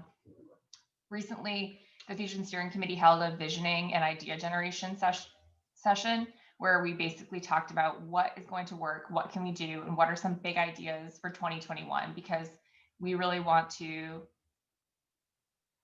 go at it as strong as we can. So we talked about employer partnerships, and this morning we actually had a steering committee meeting where we developed a plan for a survey. So what we're going to be doing is sending a survey to the employers in our community that have been strong partners of ours and saying, what can we do to better serve you? What can we do to serve the young professionals at your company? How can we connect with you in a way that makes Fusion valuable to your organization? Because we really want to try to develop value. Fusion has historically relied heavily upon our sports leagues to make money, and without sports, we need to think and rethink about how we can be sustainable, much like Ginger was saying about momentum, sustainability being a focus. It's also a focus for us. We need to think about how we can be sustainable when the programs that we've had success with, we can't do. So we asked our members, what is your dream for Fusion? And we got a lot of really good answers, and we had a really positive meeting. So I would encourage you all to chat with your steering committees or whatever your governing board is called, to ask them about what their big ideas are and what they would do if they could do anything with your group, and see if they're able to come up with something that's new and innovative that you never thought of before. Because particularly for Fusion, we get stuck in doing what we've always done, and sometimes it's hard for us to think outside that box.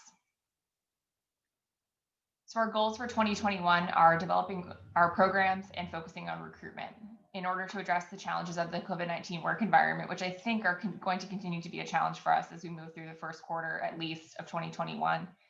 We'll have to figure out how we can build relationships with our community and continue to have Fusion add value, as I said before. But we also need to identify our needs as a group. So I think that we can all speak to the fact, like, for Fusion, we really need someone that's a solid marketing professional. And so we're really trying to focus that recruitment effort, not just on recruiting steering committee members, but recruiting steering committee members with the talents to do what needs to be done in order to move Fusion forward. So we're also trying to reinvent our sports leagues. We've talked about doing group hikes, a scramble, a golf scramble, golf lessons, so you can come and learn to golf if you don't know how.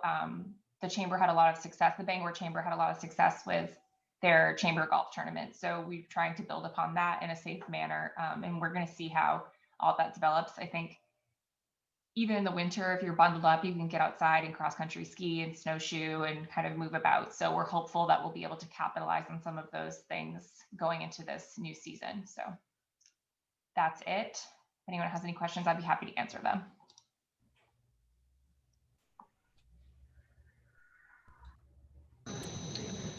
Yeah, hi Katie, this is Peter with Synergy, and I had a question. So that's going to be a big focus for us coming into this year's recruitment and just rebuilding our structure and everything like that.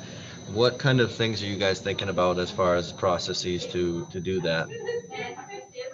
So one of the things that we're doing with the survey that I think I've briefly mentioned is that we are going to include as a potential survey question, asking the employers that are responding to the question, is there anyone in your organization that you have identified as a young leader or a young leader with a lot of potential that we could reach out to and say, hey, do you want to learn more about Fusion? Because that way we can get names from the organization directly that we may not otherwise have access to. The other thing that we're doing is building one-to-one connections, and we've asked our steering committee members to try to reach out to 3 people between now and the 15th of December to just say, hey, you want to learn more about Fusion? Are you interested? Because I think you can market as much as you want with Facebook, but it's really the one-to-one connection that adds value for people and gives them that accountability where you can say, well, hey, where's your application? And so that has really helped us, and we've had a lot of success with that. We typically have 15 people on our steering committee and 4 robust committees within Fusion. So the Fusion 101 programming and the one-to-one reach outs and employer connections have worked well for us historically. Thank you.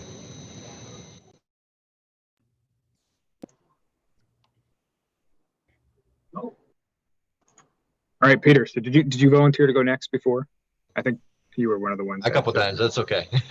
All right. Awesome. Perfect. Here I am. All right. Firstly, thank you, Matt and Julie, for hosting this call today, and thank you to all the groups for all that you've shared. Actually, I've taken a lot of notes here today, and you know, one of the big things that we're trying to do with Synergy is just kind of refocus and kind of get back to the basics. I think to, you know, bringing people on board and just having good conversations with people and good connections. So let me try to share my screen so you can see what I'm looking at here.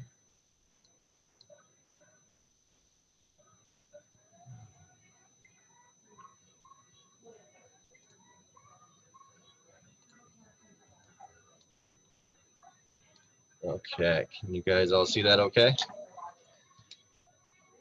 Perfect. So my name is Peter Quigley. I am currently the chair of Synergy.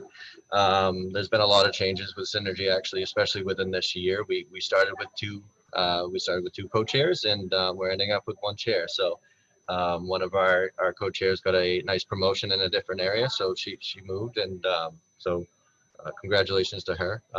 But so Synergy, as for many of you have already said, but it's been a struggle this year to really keep kind of momentum going, as well as kind of the focus on, you know, what our goals are and everything like that. All our events that were planned at the beginning of the year were, you know, had a strong focus of being in person and having that connection there. So we've changed a little bit of how we do things, but I can be honest to say that we haven't adjusted as best as we probably could. So we're just learning as everybody is through this process. But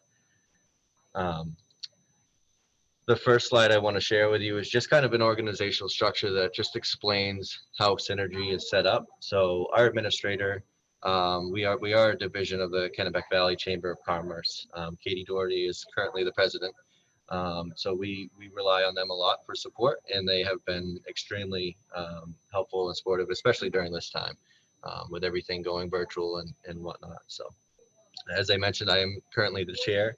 Our treasurer is Mike Santos. Secretary is Johnny Swan, who is actually on the call today. So thank you for joining us, Johnny.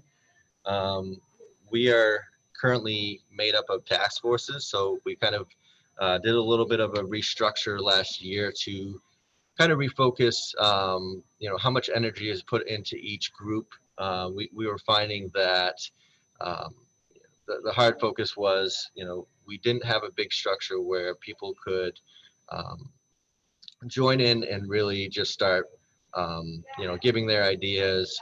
It was more broad based, so we kind of narrowed it down to 3 categories. So we narrowed it down to personal and professional development, community building, and recreation. So each of our committee members are a part of one or even more of those task forces. That way, you know, it's more structured to what they would want to focus on versus just a broad idea of just coming into the group. It was kind of hard to give your ideas if you've never been involved. So this gives, you know, people more focus on that.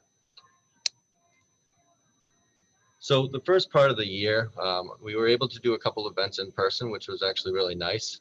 We hosted a home buying event, actually here at Key Bank, where I currently am.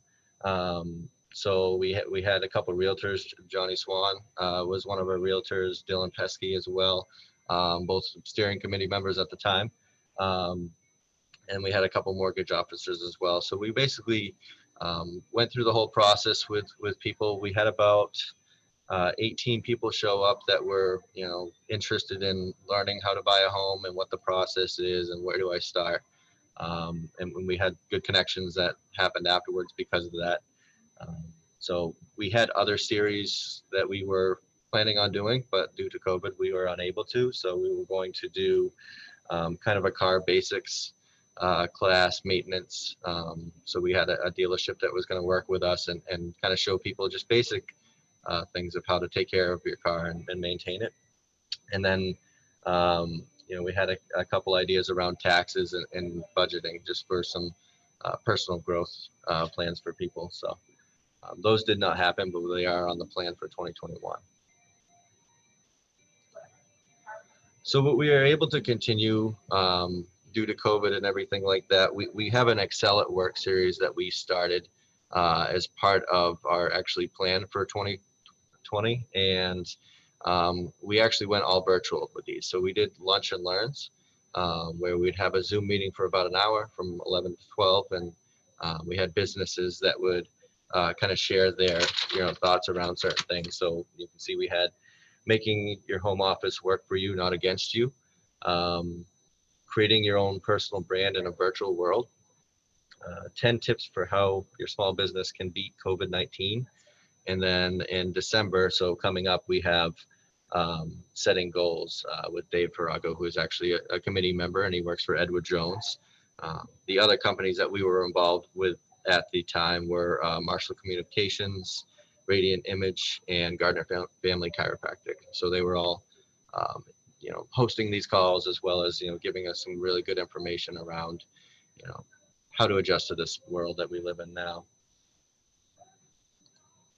So the next slide shows kind of our trivia night. So we anticipated hosting a trivia night every month for 2020. Obviously, we had a couple and we're unable to, host during the remaining of the year.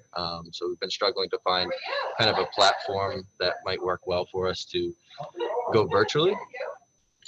But typically what we'll do is it's $5 to sign up, and all the money goes to a charity. So the one that we were able to do during this year was the animal rescue of the Kennebec Valley. So we were able to have an in-person event at the Quarry Tap Room. Turned out very well. We had a full room there. So, and then, throughout the year, we've been kind of trying to refocus on what 2021 is going to look like for trivia nights, because we do want to continue that. We actually have a lot of our showings happen at our trivia nights, and we get a lot of different diverse groups that we wouldn't necessarily see at some of our events. So that actually has been a big proponent of growing synergy. So we also, have a different theme each time, and we will give prizes. Typically, the business that we do or go to will donate gift cards to their business. Ooh. Sorry about that. So at the beginning of 2020, we were working with Coney High School on this mentorship program. So we had 6 committee members that were interested and actually signed up to be a mentor to a high schooler. So what we were intending to do was go into their homerooms they typically did them Tuesdays and Thursdays, and just kind of chat with them around what opportunities are in the Kennebec Valley area, as well as what their goals may be, and maybe some ideas that we might have to help them reach whatever dreams they may be looking to do. And I think the hardest thing with at least what I found personally getting out of high school and even college is, where do I start?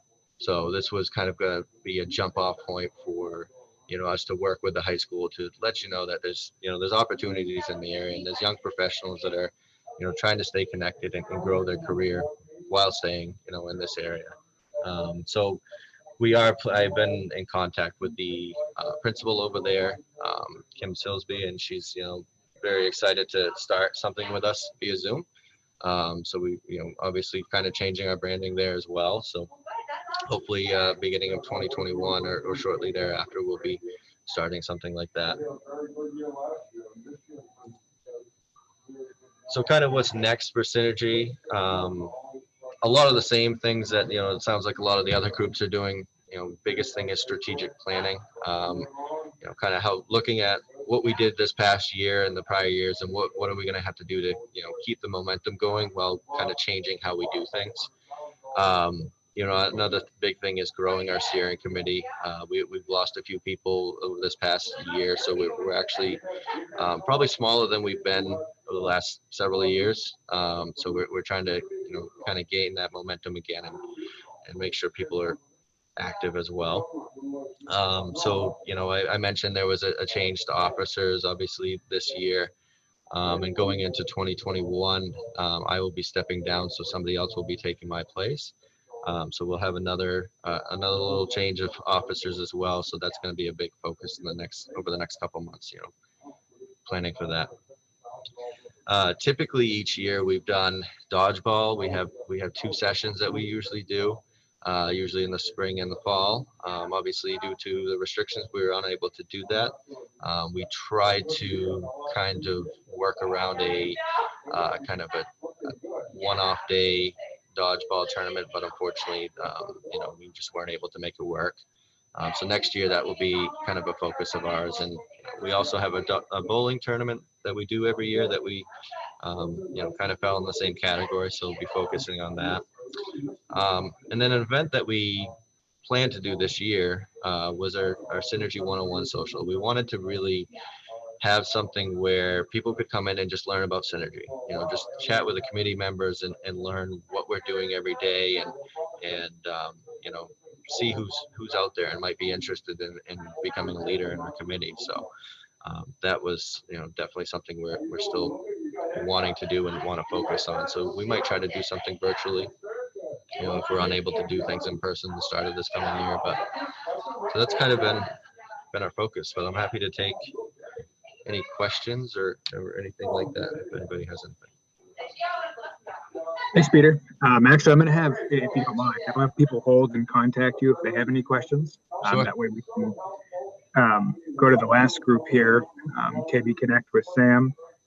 She'll present. But what I also wanted to say too is, so coming into 2021, I'll be rotating off, and Molly Woodward, I think she was past chair of KB Connect, she'll be taking my spot. So I'm very much looking forward to her contributions.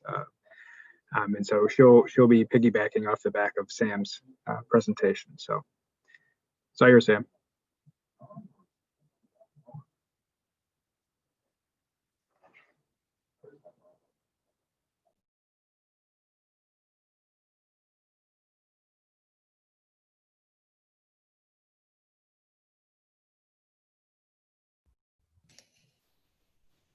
You're muted, Sam. Okay, now I'm good. Can everybody see this okay?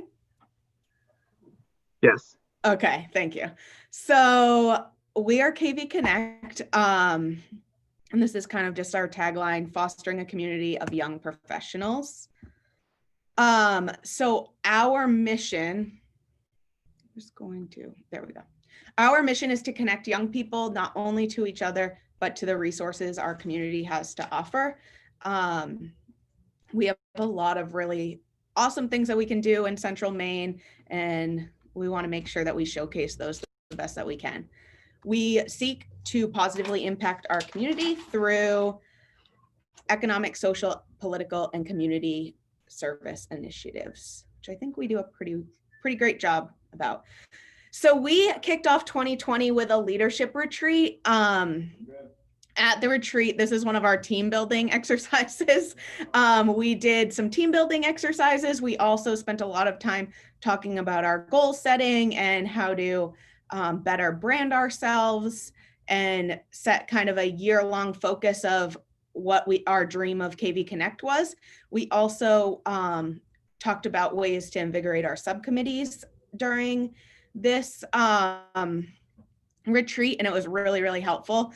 I would say one of the most powerful things that we did at this leadership retreat is we made these like paper vests, and we all went around to everybody's and wrote on their back like something that we really love about them, or that they do really well, or that we appreciate.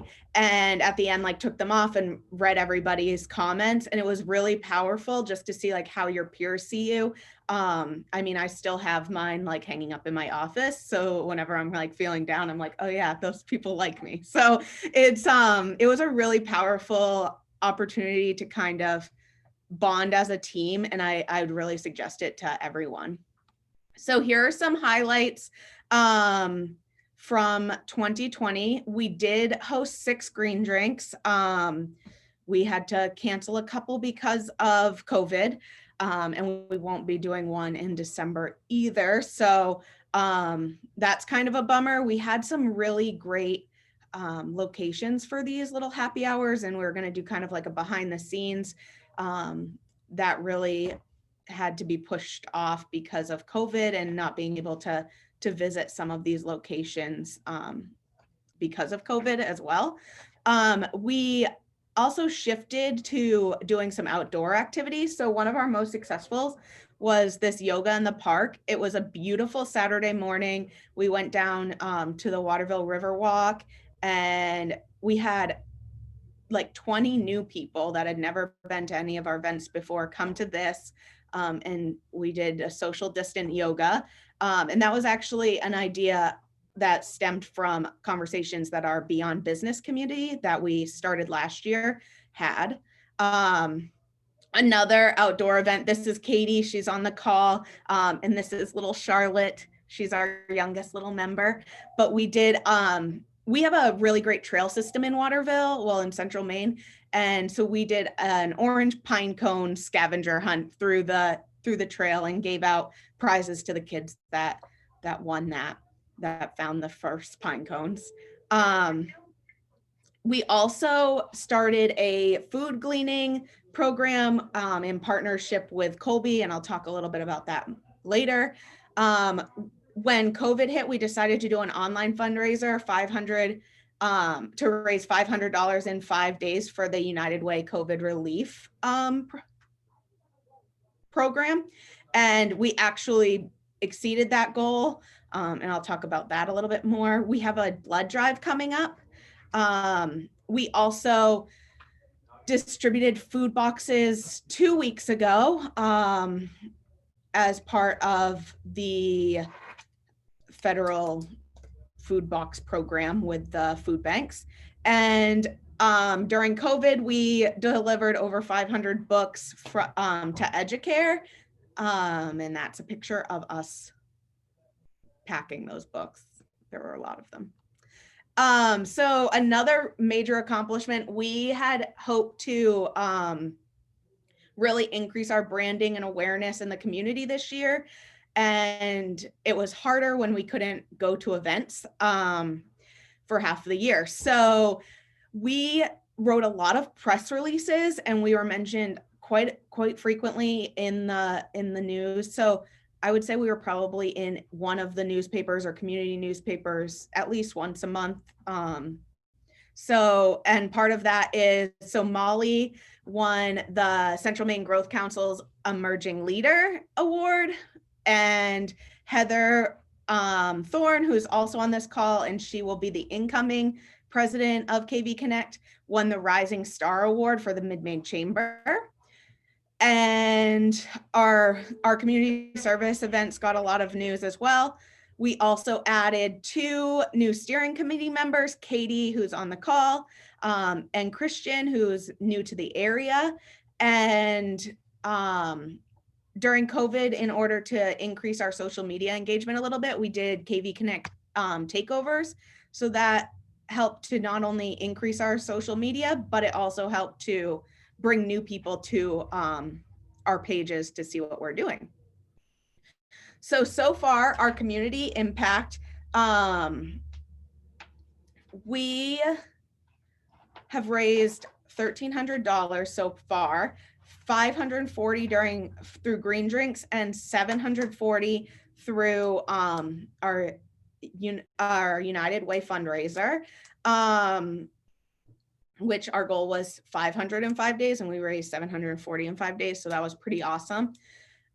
And we have plans. So we had set a goal at our retreat to raise $2,020, 2020 for 2020. So we're a little behind our goal, but we plan to do a big Giving Tuesday push as well for another local nonprofit, and do another online fundraiser similar to the 505 days. So we're hoping we'll be able to meet that goal through that. That's our 505 days. We've also had a lot of community in-kind donations. So we've delivered 446 hot meals, 2,354 sides, and 1,073 cold meals to the Waterville Area Soup Kitchen. And this is part of a collaboration between KV Connect, Colby College, and Healthy Northern Kennebec. So twice a week we go and pick up food from Colby College that they have left over, and we deliver it to the soup kitchen. So it's been a really awesome program. It was kind of started by a student at Colby who saw that they were throwing out a lot of extra food, and he knew that there was a problem of food insecurity in the community. So he saw this as a solution, and he's really spearheaded that whole program with our support. He tracks all of the meals, and it's been really awesome. And it's been a great way for us to connect with some students and volunteers at Colby as well. And then this is our delivery of 500 books to Educare. And for the food gleaning project, we've used this app called Band that Molly found. It's really been a great way for us to communicate with volunteers and mobilize different community members to help with it. We currently have 25 people participating in that, including up in this corner, that's Ray Winship. He was someone that read about it and heard about what we were doing and reached out to Kim, the executive director at the chamber, and got connected with us that way. So that it's been a really powerful tool for us. This is Jay Sean holding the aloe plant. He is the one that organizes the program from Colby, and we just were giving him a little giveaway present when he was going home in March for COVID. So some of our events, so we had a nature hike with KV Connect at one of our trails, and that's where we did prizes for finding the pine cones. So we tried to do some outdoors.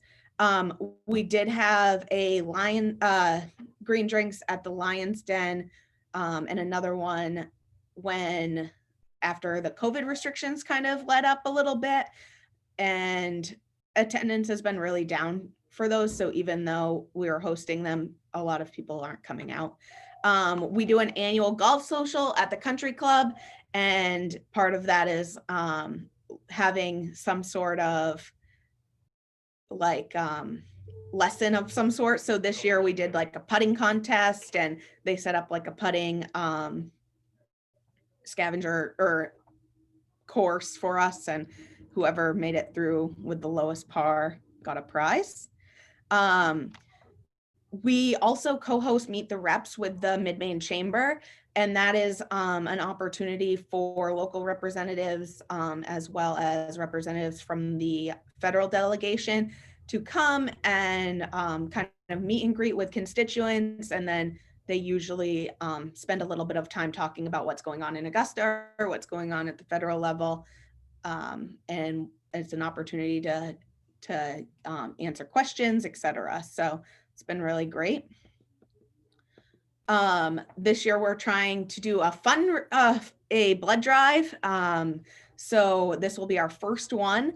We're pretty excited about it. We already have quite a few people signed up. So there's still a massive need for blood in our community.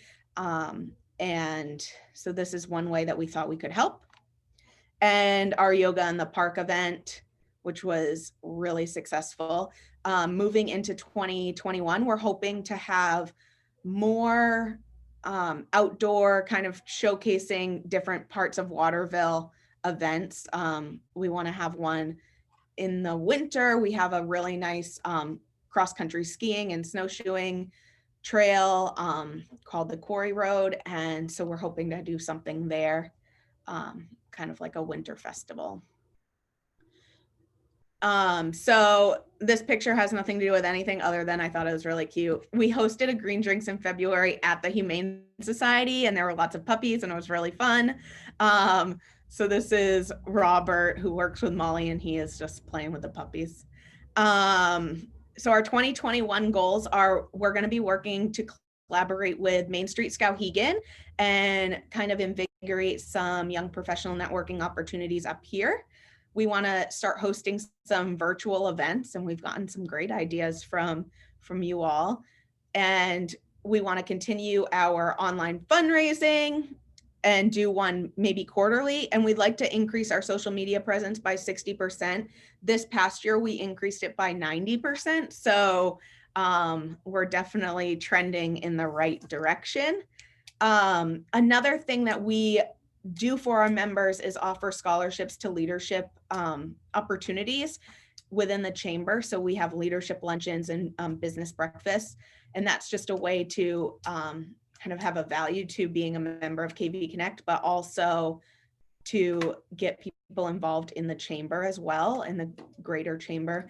And so some of those we're a little behind on providing scholarships because a lot of those events were canceled, but we definitely want to continue that and maybe even be able to have people attend some of these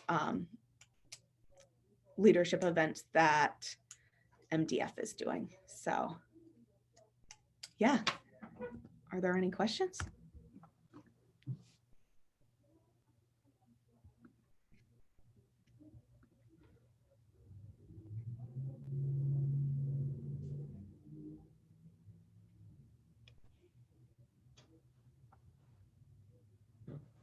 Thank you, Sam.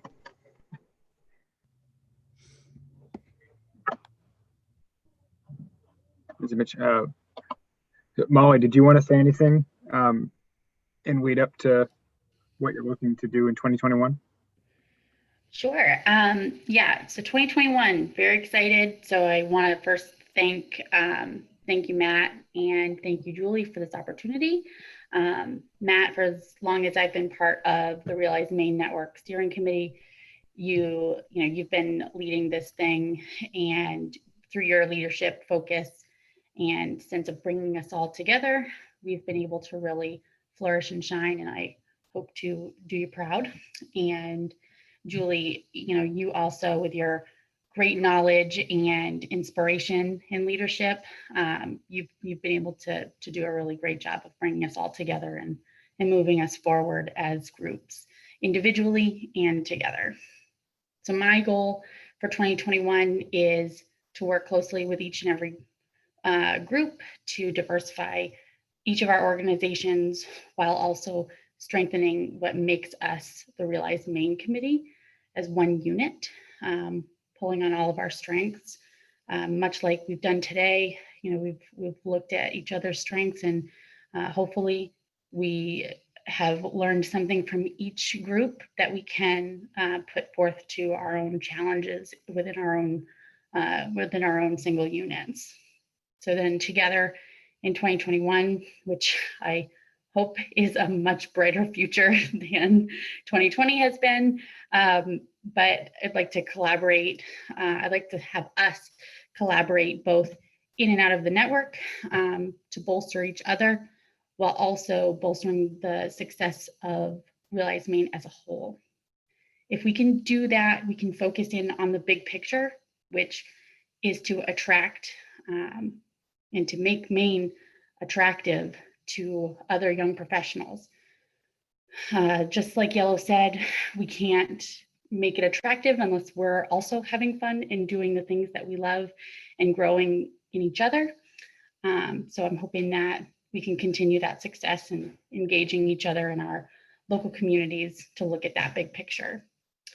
And then finally, tapping into our core resources. So the things that Julie had presented for leadership learning opportunities, and for Realize Maine as a whole, we need to look at, and we've discussed different marketing strategies that we're going to use to make 2021 the best year yet. So thank you guys. Looking forward to it. Excellent. Thanks, Molly. And so just one administrative thing, or well, two really. One is we don't meet in December. So the next meeting will be January sometime, probably the third Wednesday of the month, typical. So just look for that. And we'll have some more communications coming out before then, I'm sure. So then lastly, before everybody takes off today, thank you very much for coming. And we do have drawings for those two items that Julie had mentioned earlier. So. All right. Yes, thank you everyone for coming. Thank you, Matt, for your exceptional leadership these past 2 years. And Molly, I'm so excited to work with you in the coming year. Thank you for taking on the role. Yeah, so I pulled names for the drawing, and for the $35 gift certificate to Christopher Hastings, it's Samantha Burdick. Thanks. And for the $75 LL Bean gift certificate, I have Matthew Shaw. Thanks, everybody. Awesome. So I will follow up with both of you by email, and to make sure that I can get the gift certificates to you. Awesome. Thanks, Julie. You're welcome. Okay, well, once again, thanks everybody for coming today, showing your support for the network, and just I hope everybody stays healthy and well for the rest of 2020 and on to 2021. Thanks, everybody. Have a good year, too.